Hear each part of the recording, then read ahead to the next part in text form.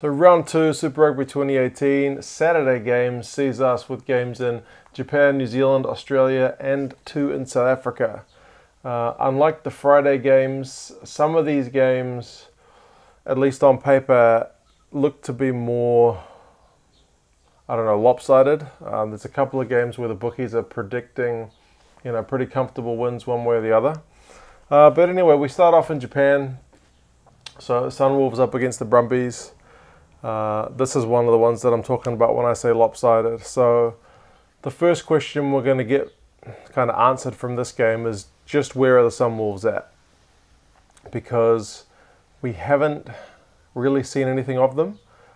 Just because of the way their season's working, like instead of coming off a big break like everyone else, except the South African players who went to Japan, they're coming off the end of their top league season. So these guys are not fully rested, not having had a few months, pre-season training and some warm-up games.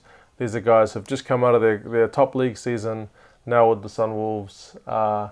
Had a bit of a camp, I think it's a week or two more than last year. So every season they are making adjustments more. I think next year is going to be even better for the Sunwolves, but they've only really had a bit of camp time together. So yeah, not the ideal start to pre-season. So we don't know where they're at. A lot of players coming together, so we're going to find out on Saturday. The Brumbies, it's kind of a hard situation for them because it's a chance for them to impress early. It's a chance for people back in Canberra to get, excited about the coming season. But then again, it's also kind of a no-win situation for them. Because if you go to Japan and you lose, and remember the weather is a slight possibility of being a factor. So the Blues went there end of the season last year when it was kind of kicking off into the hot weather in Japan and got smashed. Whereas this time, our Southern Hemisphere guys are still, kind of in pretty warm weather, whereas Japan it's still pretty cold because they're just kind of starting to come out of winter now. Don't know if it'll be a factor, but what I was saying was there's not much the Brumbies can do to really win in this game. So if they go in and they lose, it's a disaster. They're going to get written off from day one. People are talking about the Sunwolves, but people are going to be giving the Brumbies a lot of grief. If they win, but not convincingly, similar thing. People are going to be saying, oh, well, they didn't beat the Sunwolves by much. Not going to be much chop this season. And even if they go in and absolutely smack them, people are just going to be saying, oh, well, it was only the Sunwolves, so that doesn't count for much. So no matter what happens, the Brumbies aren't really going to get an ideal result here. But it is a chance for them to kind of impress at least a bit. It's a chance for them. A starting game up against the Sunwolves is better than a starting game in Christchurch against the Crusaders. So let's just say that. The Brumbies team's bigger, obviously, bigger, heavier. The average age is similar for both teams. They're kind of in their late 20s, so no real differences there. The size, though, when you've got Richie Arnold and Rory Arnold on your team, you're often going to be the bigger team. So, yeah, I've put Valtini's name here. He's getting his Brumbies debut. So he's a 19-year-old guy, supposed to be a real beast, so we'll see how he goes against the Sunwolves. It's probably a good way to introduce yourself. For the Sunwolves, I've put Robbie Robinson because I wouldn't have picked him at 10.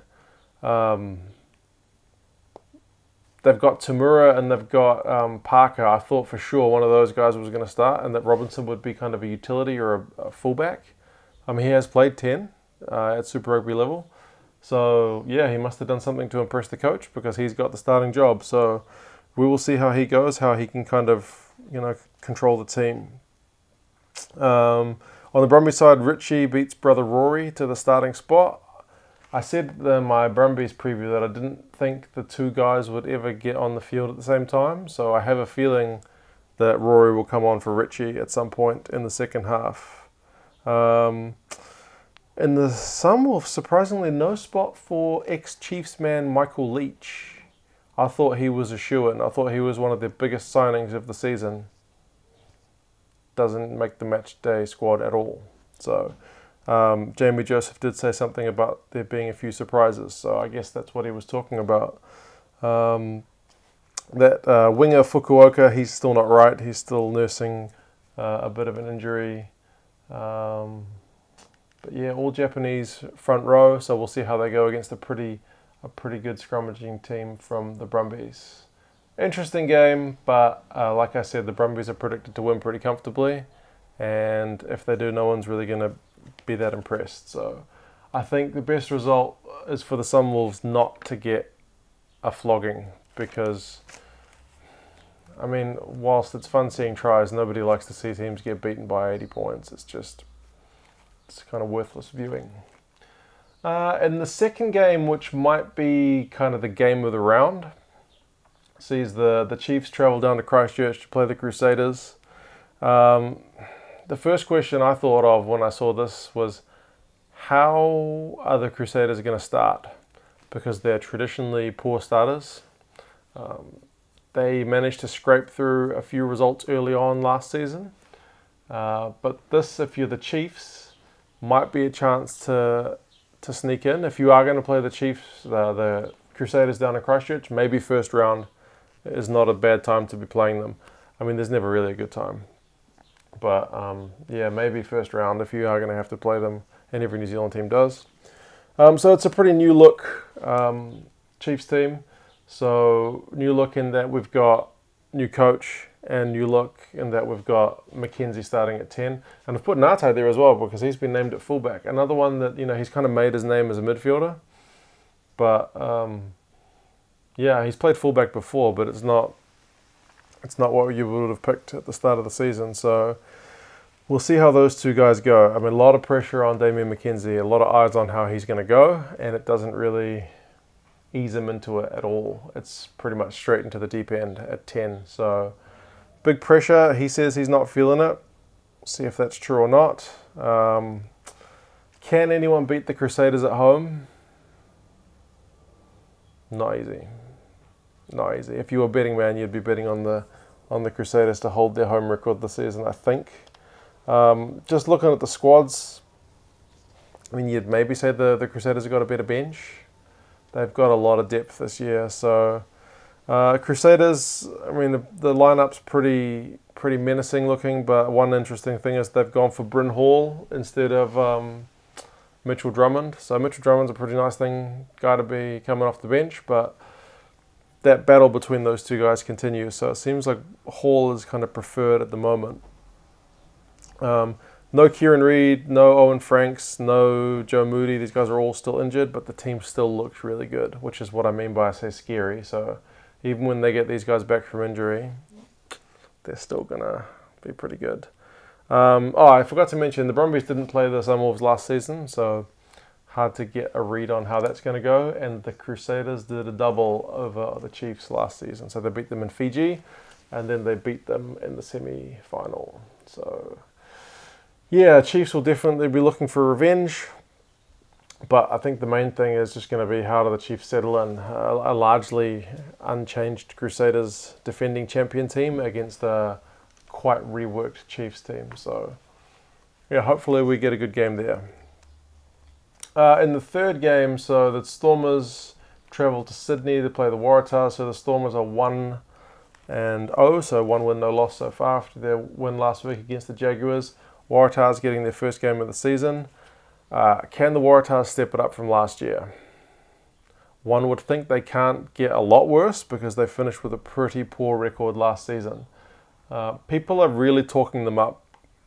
I don't know if it's just an Australian media thing that the Waratahs, you know, being one of the bigger teams in the country, just kind of a focal point. Like the Blues get a lot more attention than they probably deserve here in New Zealand. Not sure if the same thing happens with the Waratahs, but yeah, I mean, they have to step up from last year. The Stormers, on the other hand, need to have a better tour than last year. Last year, they toured New Zealand and just got walloped.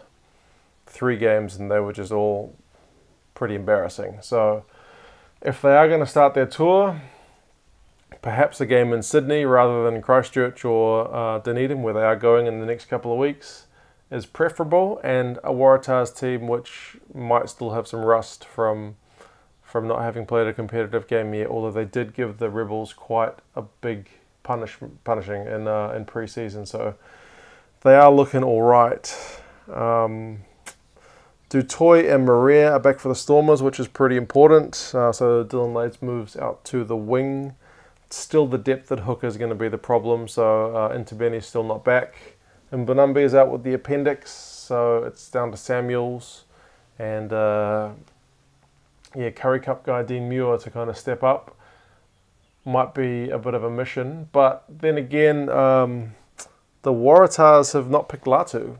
So he was their main guy at 2 last season. He's not even made the match squad, so he's behind Fitzpatrick and Roach in the Waratahs pecking order, which is very surprising, but coach must have his reasons, so we will see how they go.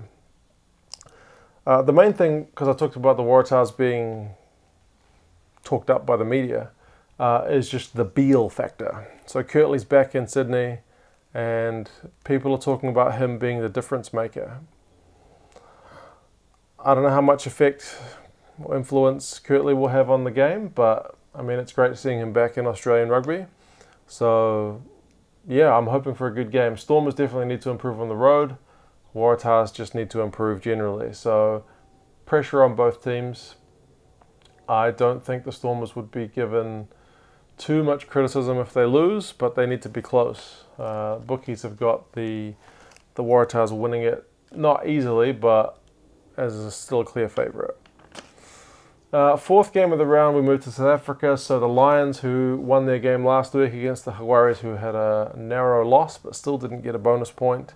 Both teams really looking to improve on what were kind of rusty first game performances. The Lions, just mainly their scrum looked fine, but their line-out was under a lot of pressure. And some of their combinations weren't as fluid as you might think, but like I said, first round, can't criticise too much. The Jaguares, they need to stop missing tackles, because if anyone's going to punish you for missing tackles, it's the Lions. They'll make you pay. They had a better scrum, especially when the Stormers were down a man, but their scrum kind of toughened up a bit in the second half. So against the Lions scrum, they will need to be scrumming hard.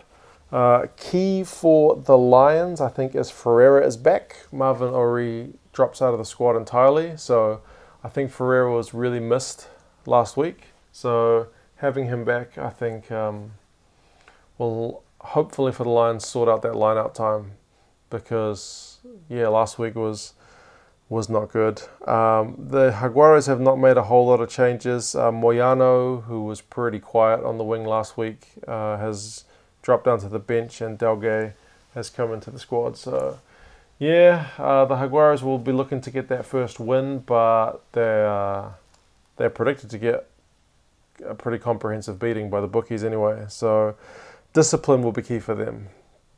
If you're going to go into Johannesburg and look to compete with the Lions, you do not want to be doing that with any less than 15 men. So I hope that's kind of been made clear to the players. Somebody's crying. The Jaguares need focus. They need to be on their top game to give the Lions a real test. And in the last game of the Saturday round, so it'll be Sunday for some of us in different time zones, the Bulls take on the Hurricanes.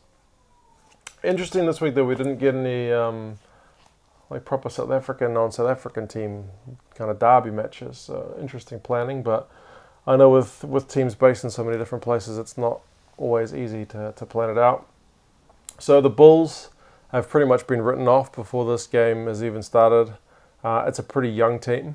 I think their average age is about 25, whereas the Hurricanes are more like 27, 28. So a lot more experience in this Hurricanes team. Guys who have won it before, a lot of All Blacks. There's a handful of Springboks in this Bulls team, but I guess we're going to see how these Bulls are going under John Mitchell, see if they're developing as we hope he's saying that he can develop them. there's a lot of expectation on them, but not really short term. So I don't even think the faithful at Loftus would be really predicting a win here. It might be a good time to play the Hurricanes, seeing as it's the start of the season. They played last year and was it 34-20 to the Hurricanes in Pretoria. So, I mean, it's still a pretty comfortable win, but in a year when the Hurricanes were challenging and the Bulls were poor, it wasn't an absolute trouncing. So if the Bulls can step it up and the Hurricanes aren't on their game, it might be a chance for the Bulls to sniff one out. The Hurricanes are missing Michael Fadialofa. I don't think he's gotten through his injury worries, so lock might be the one area where this guy, Ludiaka, can kind of assert his dominance. I don't think the Hurricanes have got anyone in their squad over 2 meters, and both the Bulls' locks are over 2 meters, so yeah, might be one area where they can kind of dominate. They'll need to find something because it's a pretty good looking Hurricanes team. Also, perhaps as a bonus for the Bulls to give them another bit of a chance, Ihaya West, a former Blues man, is starting at 10. Bodie is on the bench, having been to a couple of weddings, so he's on the bench, not going to be starting. It's going to be a test for young West because he's had a lot of criticism put on him for his time at the Blues, and this is a good chance to show us that actually it wasn't him. It was the setup. So, yeah, we'll see how he goes. Creel's at 13 for the Bulls, and Gelant is at 15. I think if you want to play Gelant, then you kind of have to put Creel in at 13. So, yeah, we will see how that works out. The Hurricanes midfield is pretty good with Laumape in there as well. Hurricanes have won the last 3, including that one in 2017 last year where I said it was 20-34 in favour of the Canes. So, yeah, the bookies again have got the Hurricanes winning by quite a lot. So, it remains to be seen. First round or second round for a couple of these teams. Second round, first game for a lot of these teams. You never really know where they're at, but we will certainly get a better idea tomorrow. Yeah, I think I'll be able to watch at least the first 3. These 2 are going to be on at a pretty late time for me here, so I will be probably seeing all what I can see from the highlights or the replays. But we will see how they go. Hoping for some good rugby, some nice tries, and hopefully some competitive games. Come on, Bulls and Sunwolves. We need you to not let the team down. Alright guys, let me know who you think's going to take these games out. Which one do you think's the one to watch of the round? And yeah, we'll look forward to the Friday games tonight and then the Saturday games tomorrow. So enjoy it, and I'll talk to you guys again soon.